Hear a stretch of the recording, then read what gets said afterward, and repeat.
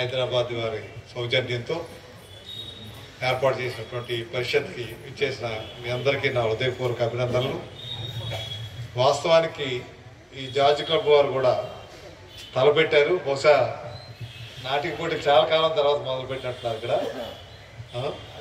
Last year కన్నా వచ్చారు. ఒకప్పుడు అనకాపల్లి చాలా ప్రసిద్ధి చెందినటువంటి ప్రాంతం. ప్రతి ఏడాది జరుగుతుండేవి. ఇక్కడ కొబ్బరి తోట అని ఉండేది. అక్కడ రామలింగ స్వామి గారు ప్రతి సంవత్సరం చేస్తూ ఉండేవారు పరిషత్తులు. అదేవిధంగా మనోపాక్ కానీ, అక్కడ గెదరాపల్లి, అక్కడ పంతపద్మనాభం గారు, ఇట్లాగా కొన్ని బ్రాండ్స్ ఉన్నాయి పరిషత్తులు. అంటే ఈ ప్రాంతానికి సంబంధించి ఇంకా హైదరాబాద్ లాంటి గొప్ప గొప్ప చేసే ప్రాంతాలు ఉన్నాయి. ఈరోజు మళ్ళీ ఇటువంటి వాతావరణంలో జరుగుతుందని అయితే నేను కూడా అనుకోలేదు. అసలు వాయిదా పడుతుందేమో అని చెప్పి నేను ఉదయం మధ్యాహ్నం కూడా ఫోన్ చేశాను, ఉందా లేదా అని.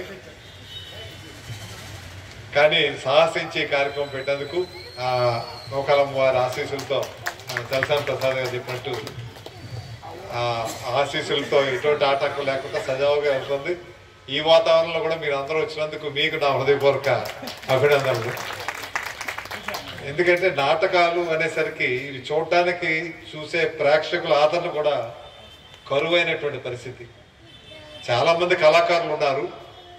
ఎందుకంటే కళాకారులు నైపుణ్యం అంతా ఈ నాటిక వేదిక మీద నుంచే తయారవుతుంది. మన ఎంతో మహామహులు సినిమాల్లో విజయవంతం చెందిన వాళ్ళందరూ కూడా నాటకాల నుంచి వచ్చిన వాళ్ళే ఎక్కువ మంది అక్కడ విజయవంతంగా చేయగలిగారు. ఎందుకంటే స్వశక్తిగా స్వసిద్ధంగా వీరికి ఉన్నటువంటిది సినిమా రంగంలో డైరెక్ట్గా వచ్చిన వాళ్ళకి ఉండదు. గట్టిగా ఒక 5 నిమిషాలు డైలాగ్ చెప్పాలంటే నాటక రంగం నుంచి వచ్చిన వాళ్ళు మాత్రమే చెప్పగలుగుతారు, తప్పితే వేరే వాళ్ళు ఎవరు లేరు. అందులో మరి స్వర్గీయ ఎన్టీ రామారావు గారు మరి గొప్ప విషయం. ఆయన సినిమాలు పౌరాణికులు అయితే ఏకదాటిన ఒక 5-10 నిమిషాలు కంటిన్యూగా చెప్పేటువంటి ప్రజ్ఞ ఎవరికి ఉండేది. మన విశాఖపట్నం కూడా మీకు చాట్ల శ్రీరాములు గారు, తర్వాత వారి గురువు గారు వెంకటేశ్వర గారు, వారు ఎన్నో పురస్కారాలు ఇక్కడ కార్యక్రమాలు అన్నీ జరుగుతూ ఉండేవి. అటువంటి మహనీయులు ఉన్నటువంటి ప్రాంతం. ఎందుకంటే ఈ నాటక రంగం అన్నది, ఈ కళా పోషణ అన్నది నిత్యం జరుగుతూ ఉండాలి. అంతకుముందు కళా పోషకులు ఉండేవారు. ప్రభుత్వాలు రాజులు లేకపోయినా కళా మహారాజు పోషకులు కొంతమంది ఉండేవారు బ్రాండ్ వేసుకొని. ఇప్పుడు అటువంటి వాళ్ళు కరువు అయ్యారు. ఆ పాత్ర ప్రభుత్వమే తీసుకొని చేయాల్సినటువంటి అవసరం ఎంత ఉంది. ఇప్పుడే మన శర్మ గారు గౌరవనీయులు చెప్పారు, 100 సంవత్సరాలు 2 సంవత్సరాల్లో పూర్తవుతుంది. ఇది మహోత్సవంగా చేయాల్సినటువంటి అవసరం ఎంతైనా ఉందని. కానీ ఈ కళని పునరుద్ధరించాల్సినటువంటి బాధ్యతని కూడా ప్రభుత్వం తీసుకోవాల్సినటువంటి అవసరం ఉంది. ఈ వేదిక మీద కొత్త విధానంగా ఆర్టిఫిషియల్ ఇంటెలిజెన్స్ వచ్చిన ద్వారా ఇప్పుడు చాలా ప్రక్రియలు జరుగుతూ ఉన్నాయి. మన ఎన్నికల ప్రచారం కూడా మనిషి లేకుండా మనిషి నేను ఇక్కడుండి మాట్లాడే ప్రక్రియ మన నరేంద్ర మోడీ గారు మొదలుపెట్టారు. అప్పుడు 2014లో అనుకుంటాను. అటువంటి ప్రక్రియ నాటక రంగానికి కూడా రావాలి. ఎందుకంటే ఒకసారి ఆర్టిఫిషియల్ ఇంటెలిజెన్స్ వచ్చాక అది ఇంకా టెక్నాలజీ ఇంకా బాగా అభివృద్ధి చెందాక ఇంకా తక్కువ ఖరీదుతో వచ్చే అవకాశం వస్తుంది. కాబట్టి అటువంటి ప్రక్రియలు చేసి వస్తే అద్భుతంగా ఇక్కడ సినిమాకి చూడడానికి ముందుకు వెళ్ళే ప్రేక్షకులు కనిపించరు. ఇప్పటికే మనం పౌరాణిక నాటకాలు వేస్తున్నటువంటి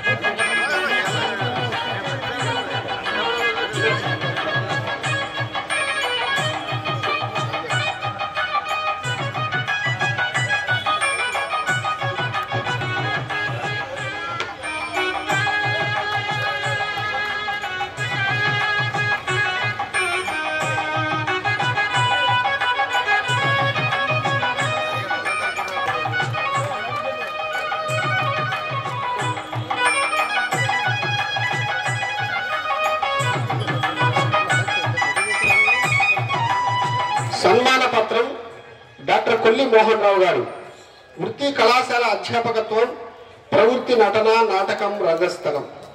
ఉన్నత విద్యలు అభ్యసించి కాలేజీలో కొలువు సాధించి విజయవంతంగా ఉద్యోగ జీవితం ముగించి ప్రవృత్తిలో మీదైన ప్రతిభతో రాణిస్తున్న డాక్టర్ కొల్లి మోహన్ రావు గారు మీరెంతో అభినందనీయులు.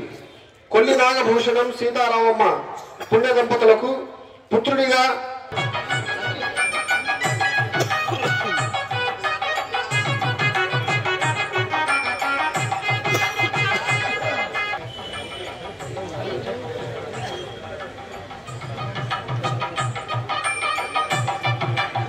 ప్రస్థానం ఆరంభించి ఎన్నో ప్రశంసలు, అవార్డులు, రివార్డులు పొందిన మీ నటకౌశలం కడు రమణీయం.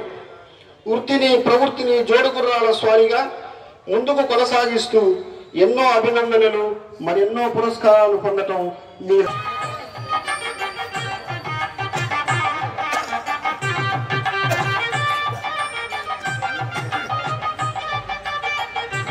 Thank you sir.